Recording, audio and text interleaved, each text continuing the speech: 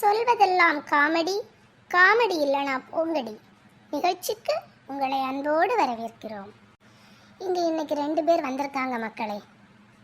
அது வேற யாரும் இல்லை, ஒரு ஹஸ்பண்டும் ஒய்ஃபும் தான். நீங்கள் பார்த்து ஆச்சரியப்படுவீங்க, இவங்க அன்னைக்கு தானே வந்தாங்க அப்படின்னு நீங்கள் யோசிப்பீங்க மக்களே. உண்மைதான், அன்னைக்கு வந்த அதே மருமகள் தான். ஆனால் இன்னைக்கு அவள் புருஷனோட வந்திருக்கா. பேசி பார்ப்போம் யார் என்ன சொல்கிறாங்க, என்னதான் அப்படி அவங்க வீட்டில் நடக்குது. பேசினாதான மக்களே தெரியும். வாங்க பேசி பார்க்கலாம்.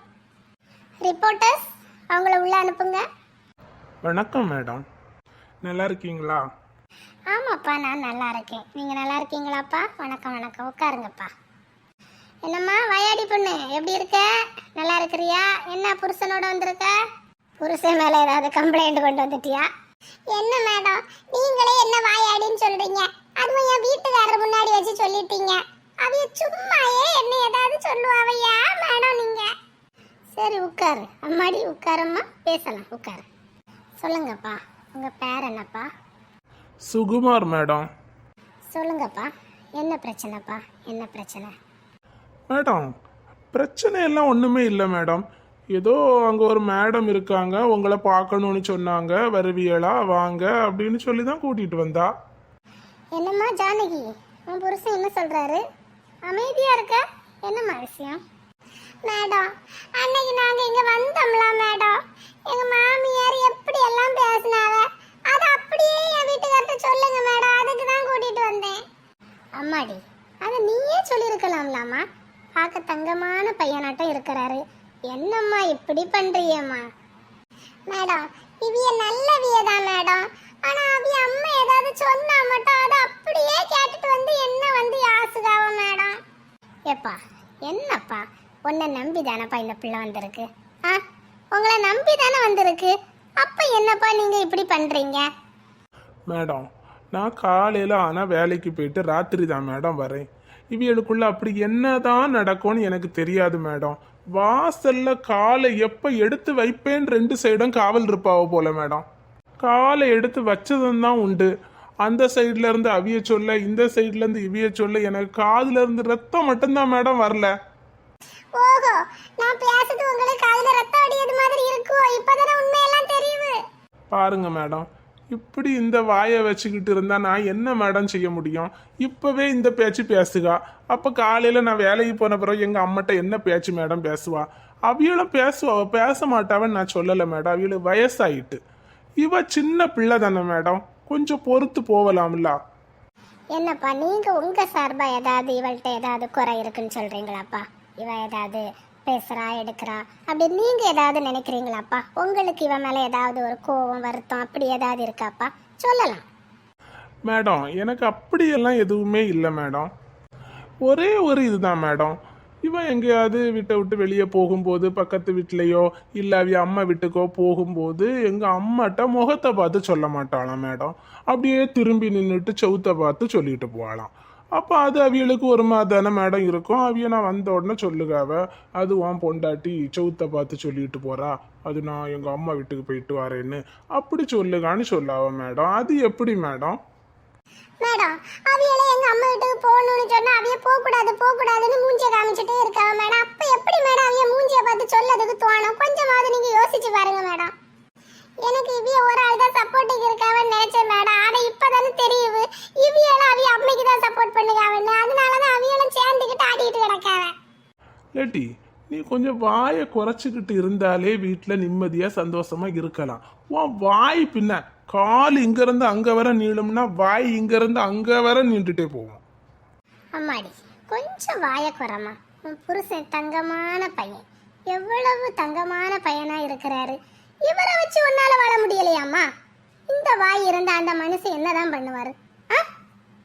தம்பி, நீங்க கொஞ்ச நேரம் வெளியே இருங்கப்பா. நான் ஒரு 5 நிமிஷம் அவள்கிட்ட பேசி பார்க்குறேன். நான் பேசி பார்க்குறேன்ப்பா. அம்மாடி, எவ்வளவு தங்கமான புருஷம்மா, ஏன் இப்படி பண்ற? கொஞ்சம் அட்ஜஸ்ட் பண்ணி போமா.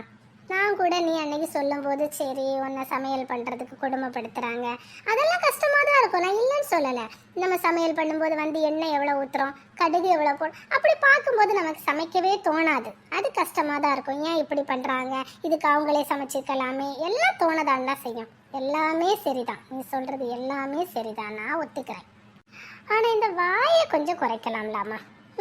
இப்போவே இப்படி பேசுகிற, அப்போ நீ வீட்டில் பேசும்போது எப்படி கோவம் வராமல் இருக்க முடியும்? அப்போ கூட புருஷனுக்கு கோவமே வரலம்மா. அவர் என்ன சொல்கிறாரு, கொஞ்சம் அட்ஜஸ்ட் பண்ணி போன்னு தான் சொல்கிறாரு. உன்னை அதுக்காக உன்னை வந்து நாங்கள் கொடுமைப்படுத்துவோம், அந்த கொடுமையெல்லாம் நீ தாங்கிட்டு தான் இருக்கணும், அப்படி யாருமே சொல்லலம்மா. கேப்பியா? நான் சொன்னால் கேப்பியா? மேடம், காலையில் 4 மணிக்கு எந்திரிச்சு வீட்டு வாசலில் கோலம் போட தொடங்குது மேடம். ராத்திரி 11 மணிக்கு தான் மேடம் நான் போய் படுக்கிறேன். அது தெரியுமா மேடம் உங்களுக்கு? ஏம்மா, இடையில உனக்கு ரெஸ்ட்டே கிடைக்கலையா? ஏம்மா, படுக்கிறதுக்கு நேரமே இல்லையா? என்ன மேடம் இப்படி கேட்டுட்டியே? எப்படி மேடம் நான் ரெஸ்ட் எடுக்க முடியும்? அவ்வளோ சீரியலும் மத்தியானம் தான் போடுறான். நான் சாப்பிடும்போது கூட சீரியல் பார்த்துட்டு தான் மேடம் சாப்பிட்டுக்கேன். நிம்மதியாக சாப்பிட கூட முடியலை மேடம் என்னால். ஓஹோ, அப்படியெல்லாம் வேற இருக்குதாம்மா? சாப்பிட கூட முடியல உன்னால? கஷ்டம்தாம்மா. மாமியார் சாப்பிடும்போது சீரியல் பார்ப்பாங்களா, இல்லை அவங்க நிம்மதியாக சாப்பிட்றாங்களாம்மா? மேடம், அவங்க சீரியல் தொடங்குறதுக்கு முன்னாடியே உஷாரா சாப்பிட்றாங்க மேடம்.